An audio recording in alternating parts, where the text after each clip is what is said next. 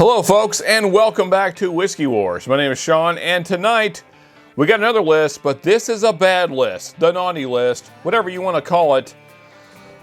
These are the bourbons you should never buy for any reason ever. Let's get into it.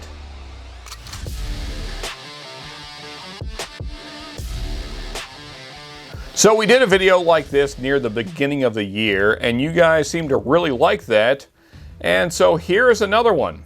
Because on our quest to find good bourbon, and there's a lot of it, believe me, there is plenty of good bourbon out there. The problem is, sometimes you run across some stinkers, just some complete turds, just freaking garbage that shouldn't be on the market. Bourbons that, although I appreciate that the distillery that made them put a lot of hard work into them, maybe, the execution was poor, to say the least. So let's go ahead and get into these and, figure out what exactly is going on that's made them so awful. So let's start with our fifth place, which is the least worst of the worst. So of the giant pile of crap that is bad bourbons, this is at the bottom of the pile, I guess. I don't know what's better, top or bottom. It doesn't matter. Let's just go and get into it. Bird Dog 7-year. It's 88 proof, 44% alcohol by volume, and it is distilled and aged in Kentucky. That doesn't help it at all, though. It's very, very bad. I cannot believe this is a 7-year product. If it didn't say 7 years on the label, which it has to be a minimum of 7 years for it to say that, I would assume this were months old. I mean, look at it. I don't know if that's coming across in the camera. It's incredibly light in color and incredibly light in taste. Also, just awful. It's like a sour oak bomb. It's one of the most sour whiskeys I've ever had in my life. And I've had some really young whiskey that drank much better than this.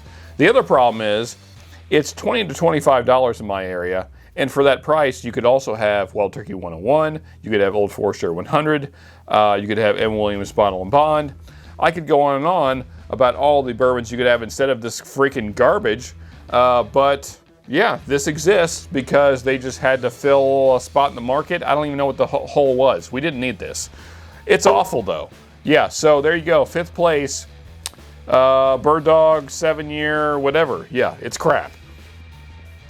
Anyway, moving on to our fourth place. So, fourth least worst of the worst. Or whatever the hell.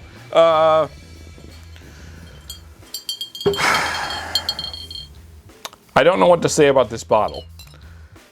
Blade and Bow. You got the little key, so that's something. It's a little dusty because I don't drink this hardly ever. I only drink this when I need to drink other terrible things in comparison to figure out what is the absolute worst thing that I own. And this is up there, clearly. It made the list. So the whole deal is that supposedly they got some old stuff from Stitzel-Weller, and they pour that in barrels, and then they pour their stuff in the barrels, and so there's always a little bit of the old stuff in the barrels. How much old stuff is actually in this? No one knows. Blade and Bow won't tell us. There's no percentage or anything. But the thing is, just math tells us that by now there's probably very little.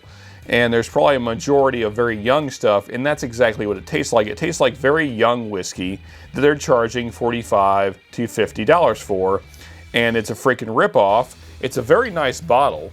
I'll give them that. The key thing, that you can collect, kind of like Blanton's, is kind of stupid, but if that's what you want to do, then you can do that. You can collect the keys. I don't know why you would, because this is awful. But, if you want to spend $45 to $50, what is it, 5 times, 6 times? Let's see, 5 times. So basically $250 to get all the keys if you can find them all. then yeah, you would have drank a lot of awful whiskey and have 5 keys. So, yeah. Okay. Anyway, moving along. So third least worst of the worst of this awful list is Oak and Eden Bourbon Inspire bourbon whiskey finished in toasted oak spiral. Now, I love toasted bourbons.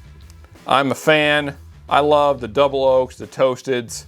In fact, 1910 and Woodford Double Oak, 2 of my favorite kind of reasonably priced bourbons out there. I go through them very often. I think they're phenomenal. But this is awful. I don't know what, can you see this? Can you see the spire in there? Let's get it to, yeah, there you go. See that? See that? I think this is the problem. Okay, so bourbon makers. First off, I don't know what this spiral's made out of. I'm pretty certain it's OBS, plywood, pressboard, whatever term you want to use for it. You can see like where it's been pressed together. This is not, that's not wood grain we're looking at. I know this because I'm a carpenter, and yeah, this is no wood grain I've ever seen. I don't know what this is made out of, but not natural wood, which is what you would hope for. So it's not like white oak stave. No, it's not that. It's not what bourbon should be aged in. This is something horrible and awful. Also, don't leave the spiral in the bottle, because if it sits there 5 years, then that's a lot of oak presence in this tiny bottle. That's a really, really bad idea. So, yeah, this did not, I don't know if this was an experiment. I don't know what, just don't do this. It's bad.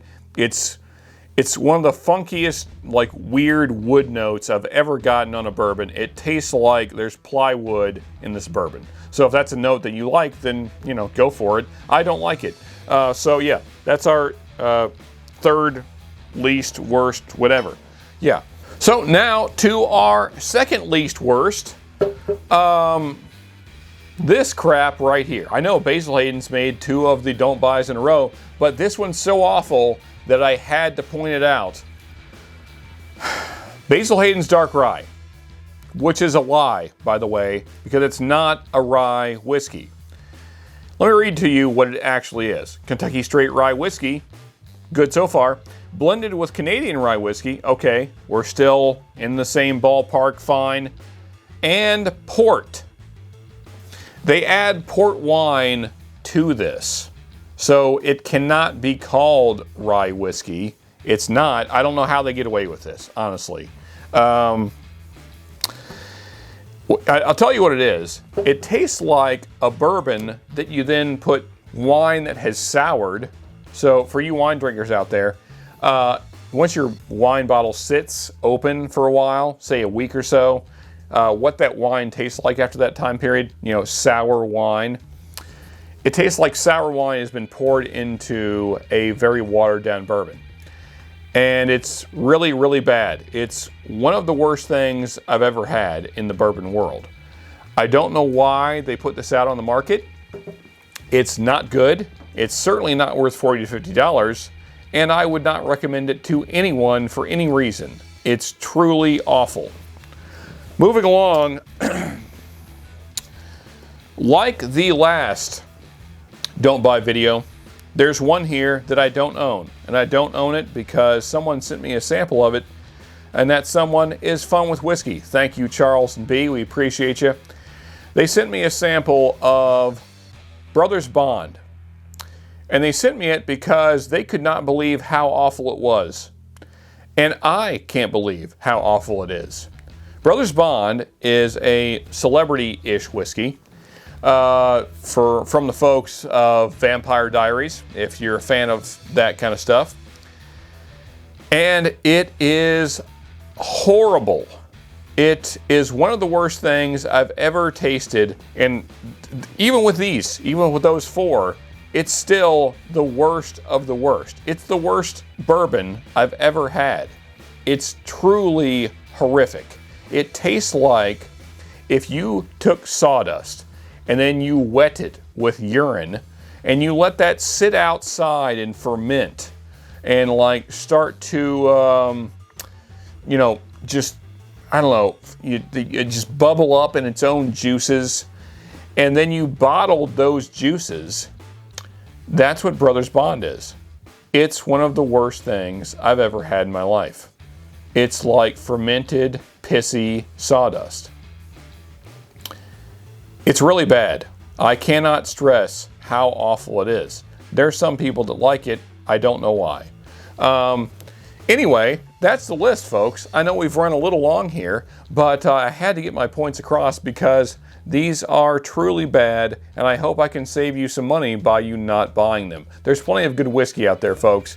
Go buy the good whiskey. Don't buy these. Folks, if you did like the video, please hit that like button. Please hit the notification bell. Those things help tremendously. That way YouTube tells you when we put out a new video, which is great. That way you get to see it. Also, here's other videos we've already recorded right here. And here is the subscribe button, so please do both of those things. And until next time, folks, just remember, you can never have too much good whiskey.